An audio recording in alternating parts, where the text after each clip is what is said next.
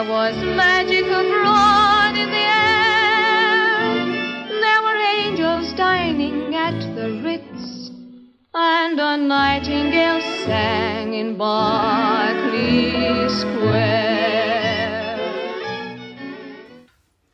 Hello, my dear friends. I'm so happy to be back after taking a month-long break for some very joyful reasons.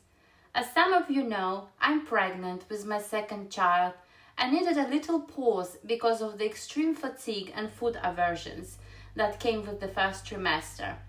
But now I'm back feeling much better and very excited to continue exploring historical cooking from the 1940s, especially how it related to pregnant women at the time and the special considerations and privileges they received.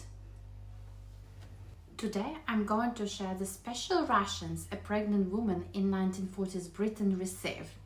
First, there was an additional milk ration. I'm now allowed a full pint a day, so this entire jug is just for me. I'm going to definitely use it. I also get 2 eggs per week instead of 1. And additional ration on top of that, I receive an extra pack of powdered eggs. That's a great treat, and I'm definitely going to bake more while I can. I'm also allowed an extra half ration of meat. In theory, I'm prescribed fresh oranges, but only when they're available, which is almost never. So instead, I have to be grateful for the concentrated orange juice made from real oranges and only available by prescription from the doctor. And finally, I'm prescribed 1 teaspoon of cod liver oil per day. At a yen port back in 1933, that's the one I'd go again for. And if he came back to me, everybody but him. Since I'm allowed additional milk ration, I'm going to definitely use this allowance. So for breakfast today, I'm going to make myself a very simple, hearty, warming dish. So it's basically a little bit of warm milk.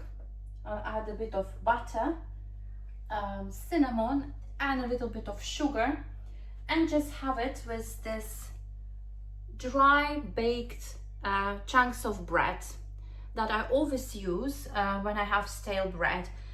They're perfect to add into soups or just to snack like that, or make something like this breakfast. So I'm going to warm up the milk just a little bit. I have this little lamp because it's quite dark today, so I needed some extra light. Going to add a little bit of butter. Oops, that's too much. I don't want this much. I do get extra allowances, but it's always a good idea to save. When you have extra, you don't know when you will need it. A bit of cinnamon. Give it a mix.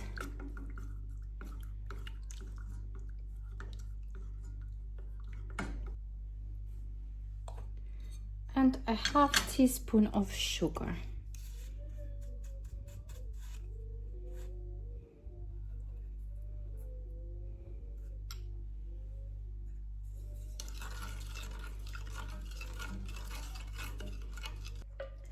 My milk is ready.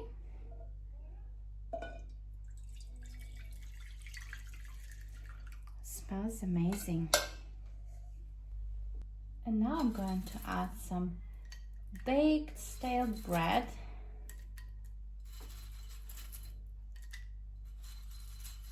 Did you ever see anything like this?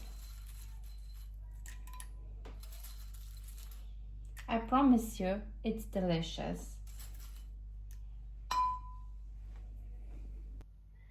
This is how it looks.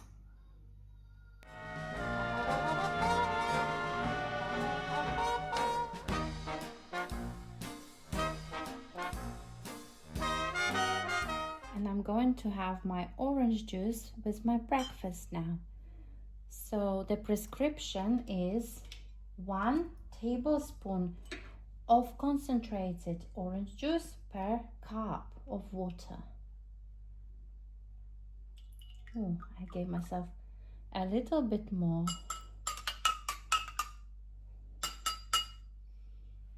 Okay. This is how it looks. What a treat.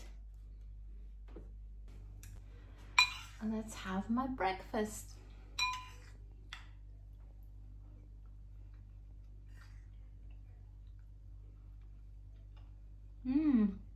It's very nice. Surprisingly delicious. The bread soaks the milk with all the flavors, and it's just a simple, hearty, easy dish to make, and it's of course very filling.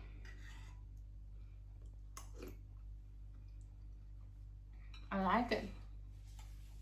And a bit of diluted orange juice. You do get to taste a good bit of orange actually in it, even though it seems so diluted, but it's nice, very refreshing, and a very special treat. Of course, every family member benefited from it. Of course, I would share it with my child or with my granny. Not all the time, but I'll treat them from time to time with this orange juice as well. At the end, they're also in need of vitamin C.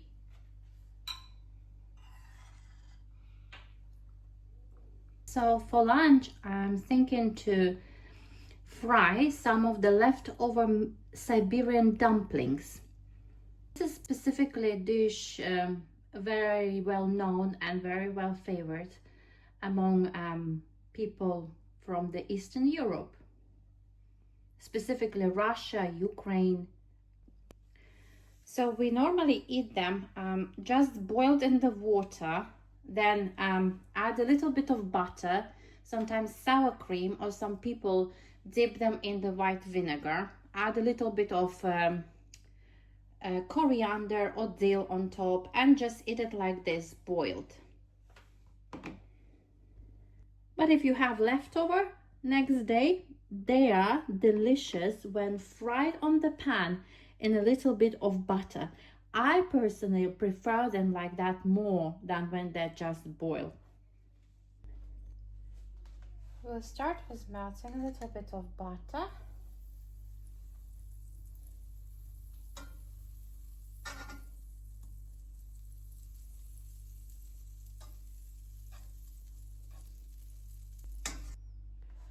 And start adding dumplings one by one. I'm doing it with my hand because they're quite delicate, a little bit overcooked and falling apart.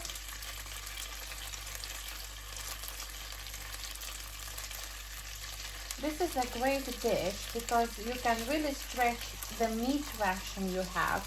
This one includes minced beef, so you can really add and mix different things like different vegetables into it and stretch it really far.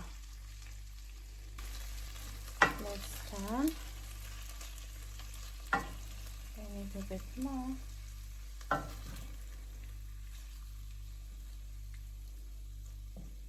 And this is how it looks when fried.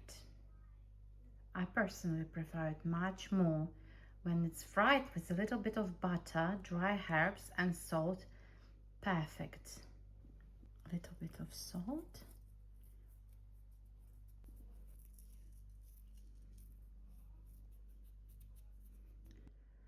Dry herbs, coriander with dill.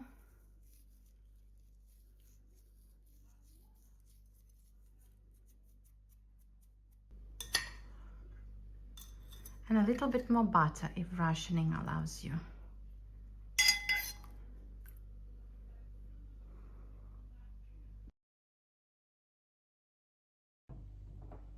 Let's try. Well, I already know that it's going to be delicious. I just love this simple, old, traditional ration dish.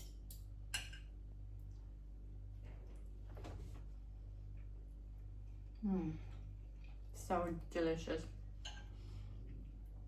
I think the ones from you who are from USA, Australia, Canada, New Zealand, unless you have some Eastern European origins, you probably never tried this dish.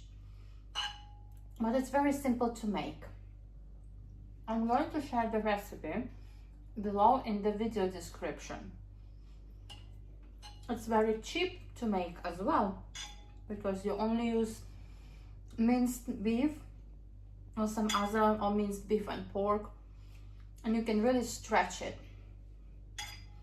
With this one, I added some onions into the meat, some salt, pepper, just simple things, but you can add some vegetables as well, so you can really stretch it. Let me show you what it looks like inside. So it has this dough, and there is a little bit of meat inside. Just like that, too much dough, you see? Just a tiny bit, like half of the teaspoon. You put it in, you wrap them up. I had a special dumpling form that I used to shape them, but you can do it by hand as well.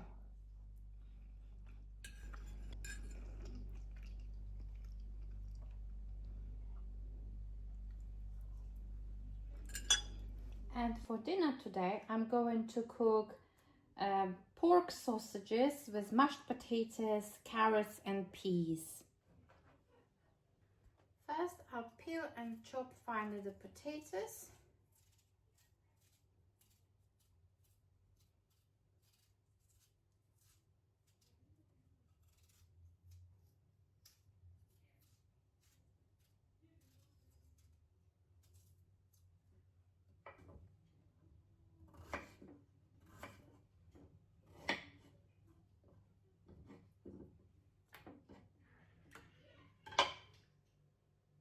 I'm now going to boil my potatoes and preheat oven for sausages.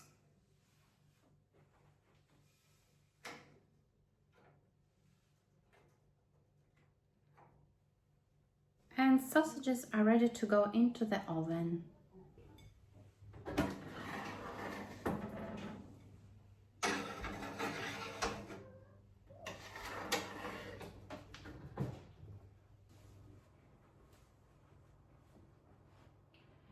Next, I'm going to peel and chop carrots.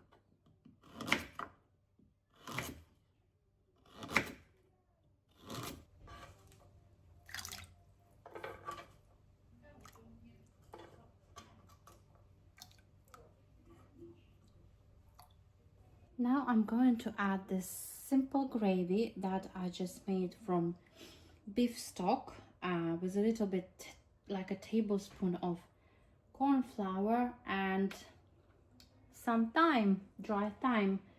I'm going to add it to my sausages, but before that I need to remove one sausage for my son.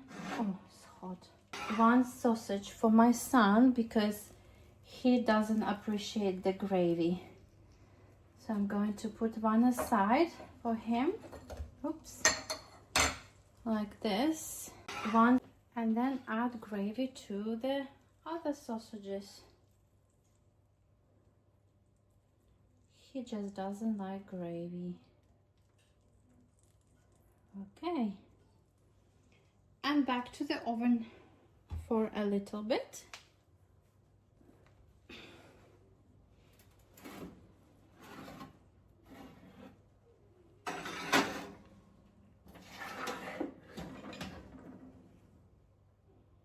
This is our dinner for today. Baked sausages with gravy, mashed potatoes, and carrots and peas. Now it's time to dish and have some dinner. And this is how it looks. Quite delicious, but I'm not going to have this dinner, unfortunately, because sausages is one thing that I don't appreciate these days. So I'm going to have something lighter instead, some mashed potatoes with just vegetables. And I'll wait for the times when I can eat sausages and appreciate. But I'm sure my family will appreciate this dinner. And the dinner is ready, so I'm going to call my family to the table and wrap up my video for today.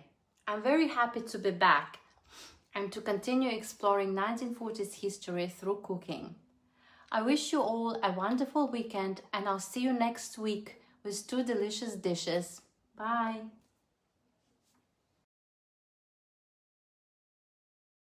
In my arms, Cinderella, maybe I'm that fellow, Prince Charming. Since I met you, I've had one